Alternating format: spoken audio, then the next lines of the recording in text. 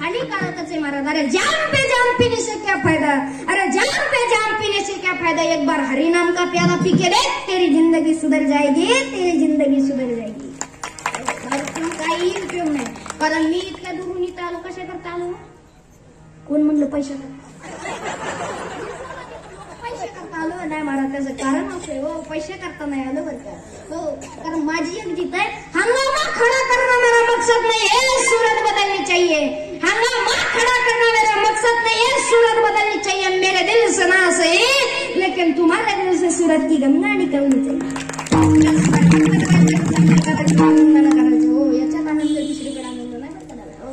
दारू पिऊ नका, दारू कशी शरीरासाठी, कशी दारू शरीरासाठी हानिकारक आहे, त्याच्यामुळे दारू पिली नाही पाहिजे। पण महाराज दारू पिणार जे लोक आहेत ना लय हुशार आहेत महाराज, दारू पिणार इतके हुशार आहेत, फक्त एवढंच की पितात म्हणून वयाला जातो, नाही तर दारू पिणार लय हुशार महाराज।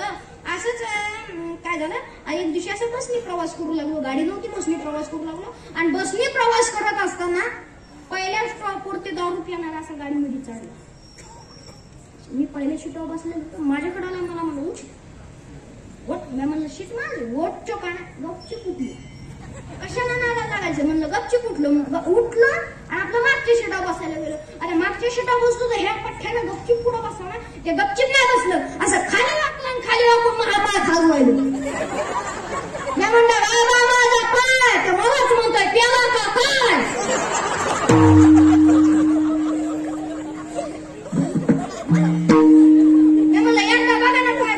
खाली वाकून बघत आहे महापाय, मग नंतर म्हणतो येऊ तो पाय, तर मग मला कुठं गेला, मी म्हणलं तो पाय ना, मी काय मला बांधून बसलो का, मला माहिती पाय कुठे इतकं विचित्र महाराज दारू पिणार हो, ते तिथून उठले आणि तिथून उठून असं ड्रायव्हर पशी गिअर बॉक्सवर बसलो, ड्रायव्हर पशी बसलो, आता ड्रायव्हर पशी बसलो होतो म्हणून त्या ड्रायव्हरवर सारखं लक्ष दिसत,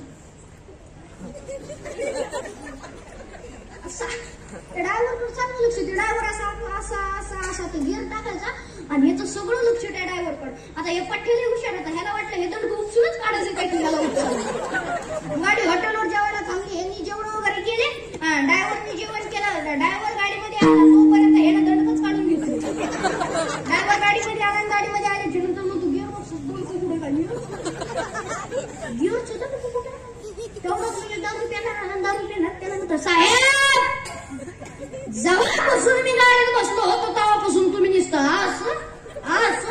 असंच करीत होते, ते दंड का काय तुम्हाला उपचलं नाही, उपसूनच काढला, गिअर होता ते गिअर इतके विचित्र महाराज, दारू विचित्र, तुम्ही यांच्या नादाला लागायचं नाही, लय महाराज लय लय लय हुशार, असे दोघ जण एका म्हशीवर चढले, म्हशीवर ह्याच्यामधलं या दोघा जणांमधला एक जण म्हशीवर बसला, आणि म्हशीवर बसल्याच्या नंतर जे खाली होतं का, खाली जे खाली होतं ते खाल्लं, वरच्याला म्हणतं खाली उतर, वरचं म्हणतं का म्हणून उतरू, खालचं म्हणतं खाली उतर, तुला पोलिस पकडून येते, पोलिस, वरचं म्हणतंय कसं काय पकडून येते, खालचं म्हणतंय हेल्मेट कुठे, हेल्मेट, वरचं म्हणतंय नालाय कस काय, काय ही फोर व्हीलर आहे, हिला हेल्मेट नसतो म्हणला, टू व्हीलरला हेल्मेट असतो, बसलीत म्हशीवर, इतके विचित्र महाराज, तिथून उठले, तिथून उठून असे स्लॅबवर झोपायला गेले, आता स्लॅबवर झोपायला गेले, थोडा पाऊस पडायला, थोडा पाऊस पडायला, त्यात एक जण कसं म्हणतंय राम भाऊ हे आभाळाला बोळ पडले, म्हणलं आभाळ घालायला चल खाली, आभाळाला बोळ पडले म्हणजे पडायला पाऊस, आणि म्हणले आभाळाला बोळ पडले खाली चल, तेवढ्यात वीज चमकली, हे म्हणलं आभाळाला बोळ पडले खाली चल, आता हे कपडे घेऊन खाली निघाले, लगेच तेवढ्यात वीज चमकली, दुसरा कसा करतोय राम भाऊ खाली जायची आता गरज नाही, वेल्डिंग बोले आले, आता छिद्र बरोबर ते उंची देतो, इतके विचित्र असतात महाराज दारू पिणारे, त्याच्यामुळे दारू पिणारा जे पुढे चुकून नादा लागायचा नाही महाराज, अजिबात नाही बरं का हो, दारू पिऊ नका, दारू कशी शरीरासाठी काय आहे, दारू शरीरासाठी हानिकारक आहे, त्याच्यामुळे दारू पिली नाही पाहिजे, विठाला विठाला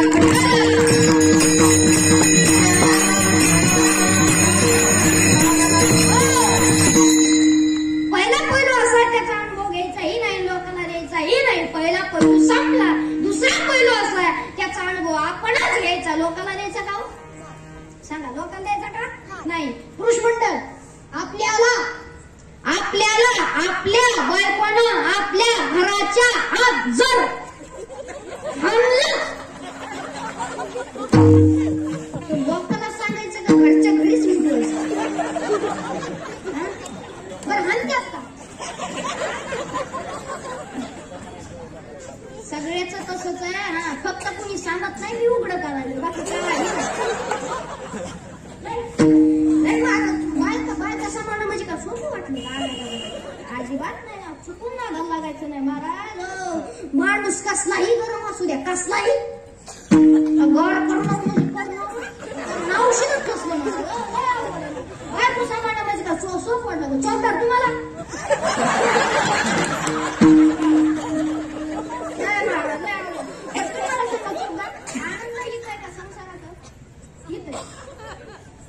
नक्की ना? इथंच आहे ना? कीर्तन झालं तुम्ही घरी जाणार का? इथं झोपून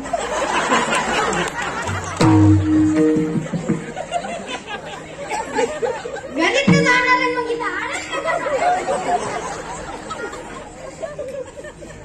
संसार म्हणजे आनंद इथंच आहे. फक्त संसार आहे म्हणून करावं लागतो. बरोबर का? हो, संसार आहे म्हणून करावं लागतो महाराज. नाही तर संसार म्हणजे सगळ्यात दुःखाचा संसार करतात. संसार दुःखाचा. दुसरी गोष्ट म्हणजे बायको सांभाळणं एकच आहे. लय अवघड आणि कठीण आहे महाराज. 11 क्रमांकात त्याच्यामध्ये पहिला क्रमांक म्हणजे बायकोचा, 6वा क्रमांक म्हणजे पोराचा. हे दोघं जण चांगले मिळाले तर संसार चांगला मिसळला, नाही तर काही खरं नाही. हो, लोक म्हणतात रावण भाग्यशाली नव्हता, पण रावणा इतका भाग्यशाली तुम्ही तो म्हणतो कुणीच नव्हता. रावणला भाग्यशाली होता. कारण रावण भाग्यशाली होता त्याचं कारण असं आहे की त्याला बायको भाग्यवान मिळाली होती म्हणून.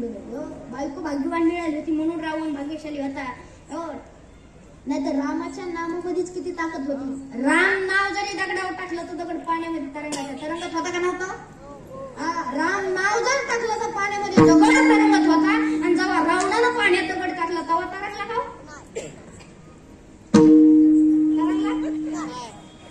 तरंगला का? तरंगला. पण तेव्हा रावण बी लय हुशार होता. रावण का म्हणला होता माहिती का? तू जर पाण्यामध्ये तरंगला नाही तर तुला रामाची शपथ आहे. हा, शपथ रामाची घातली म्हणून पाण्यामध्ये दगड तरंगला. जरा विचार करा, दगडाला जर रामाची शपथ घातली तर दगड पाण्यामध्ये तरंगू शकतो. त्या नामामध्ये किती ताकद असेल? किती ताकद आहे महाराज त्या नामामध्ये. हो, फक्त एवढंच आहे. रावण भाग्यशाली होता त्याचं कारण असं आहे की त्याला बायको कशी मिळाली होती? भाग्यवान मिळाली होती. बायको प्रत्येकाला अशा भाग्यवानच मिळावं, नाही तर काही खरं नाही ना महाराज. संसाराचं काही खरं नाही. नाही महाराज. हो, असे दोघं जण बायको एका कपड्याच्या दुकानामध्ये गेले आणि कपड्याच्या दुकानामध्ये गेले आणि बायकोनं 3000ची साडी घेतली. 3000ची. किती? 3000ची साडी घेतली. आता नवरा गपचूप पैसे द्यायला होता ना. बायको म्हणली थांबा. दुकानदाराकडे गेली, दुकानदाराला विचारलं दुकानदार साडी केवढ्याची? दुकानदार सांगितलं. दुकानदारा म्हणला 3000ची साडी. बायको म्हणली जरा रोजच्या गिरायकाला तरी हिशोबानं लावायचा. रोजचं गिरायका म्हणली मला 3000ची, लोकाला 3000ची लावा, पण मला तरी जरा स्वस्तात लावायचा ना. दुकानदार म्हणला कशी स्वस्तात लावा? ते म्हणला का? दुकानदार म्हणला स्वस्त तरी अशी लावा तरी कशी? बाई म्हणली गेल्या 15 वर्षापासून तुमच्या दुकानातून साडी घेते, मला स्वस्त देत नाही. दुकानदार म्हणला बाई साडी फुकट घेऊन जा, पण खोटं काही बोलू नका. कारण दुकानदार म्हणला तुम्ही 15 वर्षापासून दुकानातून साडी घेता, 1 महिना बी झाला नाही दुकान टाकून, 15 वर्षापासून कुणातून साडी घेता? इतके खतरा असते सोपं आहे का? सोपं वाटलं.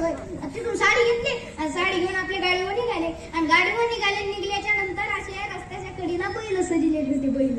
आता बैल कशाला सजित येतो? मला मारडाय म्हणा गेलेला आहे बघा, मला ऐकू येत नाही. कशाला? बैल पोळ्याला.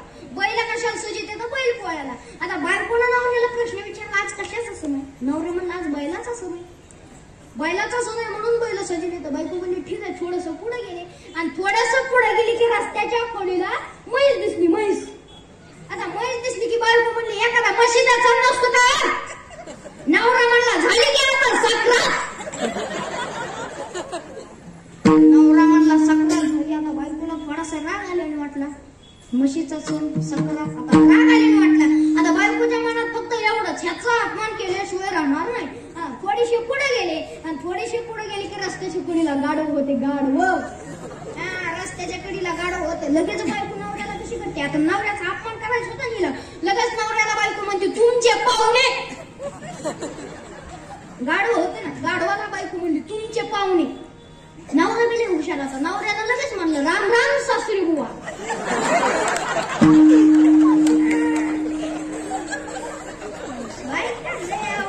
बायका सांभाळणं म्हणजे सोपं नाही, कठीण आहे बरं का. चला, पहिला पैलू संपला. दुसरा पैलू असा होता, त्याचा अनुभव आपणच घ्यायचा पण लोकांना द्यायचा का नाही, लोकांना द्यायचा नाही. त्याचा अनुभव फक्त आपण घ्यायचा, लोकांना द्यायचा नाही. आणि तिसरा पैलू असा आहे, त्याचा अनुभव आपणही घ्यायचा आणि लोकांनाही द्यायचं. संत महात्म्याने अनुभव घेतलाही आणि लोकांनाही दिला. ज्ञानोबारायांनी तुकोबारायांनी अनुभव घेतला, तुकोबारायांनी भजन केलं, ज्ञानोबारायांनी भजन केलं, ज्ञानोबारायांनी तुकोबारायांनी ज्ञानेश्वरीच्या माध्यमातून म्हणा, गाथ्याच्या माध्यमातून म्हणा आपल्याला सुद्धा भजन करायला लावलं.